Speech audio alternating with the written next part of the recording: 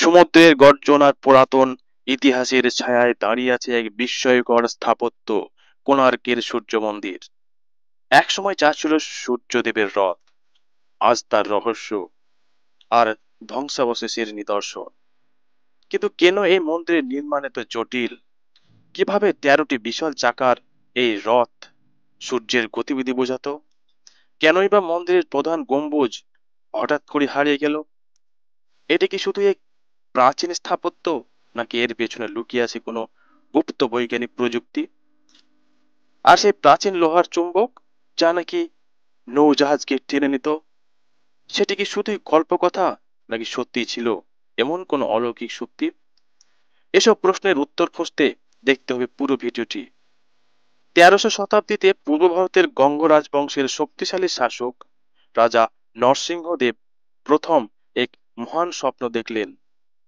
তিনি এমন এক মন্দির নির্মাণ করতে চান যা সূর্য দেবতার প্রতি তার অগাধ ভক্তির প্রতীক।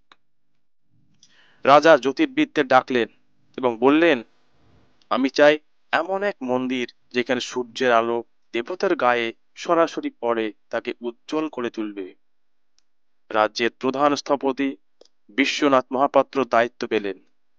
তিনি জানতেন এটি হবে কেবল এক মন্দির নয়, বরং এমন এক স্থাপত্য যা ভবিষ্যতের মানুষকেও চমকে দেবে।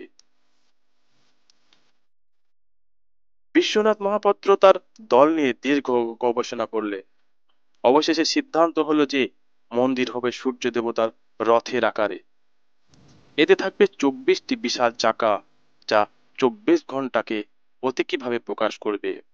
থাকবে 7টি ঘোড়া, যা সপ্তাহের 7 দিনের প্রতীক। সূর্য ওঠার সঙ্গে সঙ্গে প্রথম রশ্মি মূল মন্দিরের গর্ভগৃহে প্রবেশ করবে আর দেবতার মূর্তিকে আলোকিত করবে। এই মন্দির নির্মাণে ব্যবহৃত হয়েছিল বিশেষ ধরনের কালো চুম্বকীয় পাথর, যা একে অন্যকে আকর্ষণ করত। কিংবদন্তি বলে, মন্দিরের মূল কাঠামোকে ভারসাম্য রক্ষা করতে একটি বিশাল চুম্বক বসানো হয়েছিল, যা মন্দিরের পাথরগুলোকে একত্রে ধরে রাখত। এর ফলে সমুদ্রগামী জাহাজের কম্পাস বিভ্রান্ত হয়ে যেত, নাবিকেরা ভুল পথে চলে যেত, আর অনেক জাহাজ ধ্বংসও হতো।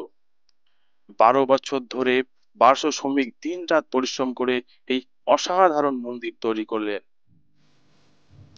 12 বছর পর অবশেষে রাজা তার স্বপ্নের মন্দিরের উদ্বোধন করলেন। লোককথা বলে, তখনই মন্দিরের মূল স্থপতি বিশ্বনাথ মহাপাত্র উপলব্ধি করলেন এক ভয়ঙ্কর সত্য। মন্দিরের ভারসাম্য ধরে রাখতে ব্যবহৃত চুম্বকটি অত্যন্ত শক্তিশালী ছিল। যদি কেউ এটি সরিয়ে ফেলতো তাহলে পুরো মন্দির ধসে পড়তে পারে। রাজা যখন মন্দির দেখলেন তখন তিনি হতবাক। এ তো বিস্ময়কর সৌন্দর্য! কিন্তু তখনই তিনি এক বিশাল নিষ্ঠুর সিদ্ধান্ত নিলেন। তিনি ভাবলেন, যদি বিশ্বনাথ মহাপাত্র বেঁচে থাকেন তবে তিনি অন্য কোথাও আরো ভালো মন্দির বানাতে পারবে। ফলে নির্মাণ শেষ হওয়ার পরই রাজা আদেশ দিলেন বিশ্বনাথ মহাপাত্রকে হত্যা করা হোক। লোককথা বলে, মৃত্যুর পূর্বে বিশ্বনাথ মহাপাত্র অভিশাপ দেন, এই মন্দির চিরকাল টিকে থাকবে না। একদিন সূর্য দেবতা এখান থেকে চলে যাবে আর এই মন্দির ধ্বংস হবে। শুরু হলো অলৌকিক ঘটনা, চুম্বকীয় শক্তির অপসারণ। কিছুদিন পর পর্তুগিজ নাবিকেরা খেয়াল করলো কোণার্কের কাছে এলেই তাদের জাহাজের কম্পাস কাজ করা বন্ধ করে দিচ্ছে।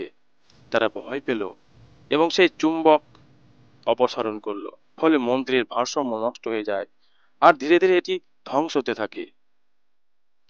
মন্দিরের মূল আকর্ষণ ছিল একটি সোনার তৈরি মূর্তি, যেটা সূর্য দেবতার ছিল। কিন্তু একদিন সেই মূর্তি নিখোঁজ হয়ে যায়। কে বলে বিদেশি লুটেরারা এটি নিয়ে যায়, কে বলে সাধুরা এটিকে লুকিয়ে ফেললেন যাতে কেউ এর অলৌকিক শক্তি ব্যবহার করতে না পারে। রহস্যময় গোপন চেম্বার। ব্রিটিশরা যখন 1903 সালে মন্দির সংরক্ষণের চেষ্টা করে তখন তারা মন্দিরের নিচে কিছু গোপন কক্ষের অস্তিত্ব খুঁজে পান। কিন্তু যখন কেউ সেই কক্ষে প্রবেশ করতে চেয়েছে, কেউ রহস্যজনকভাবে মারা গেছে, কেউ অসুস্থ হয়ে পড়েছে, কেউ অদৃশ্য হয়ে গেছে। আজ কোণার্কের সূর্য মন্দির ইউনেস্কো বিশ্ব ঐতিহ্যবাহী স্থান, কিন্তু এটি এখন শুধুই ধ্বংসস্তূপ। কিন্তু প্রশ্ন থেকে যায়, হারিয়ে যাওয়া সূর্য দেবতার মূর্তি কোথায়? গোপন চেম্বার কি আছে? চুম্বক শক্তির কারণে কি এটি ধ্বংস হয়েছিল? কেউ জানে না। কিন্তু একটি বিষয় নিশ্চিত, কোণার্কের সূর্য মন্দির শুধু একটি স্থাপত্য নয়, এটি এক চিরন্তন রহস্য, যা হাজার বছর পরও মানুষকে বিস্মিত করে চলবে।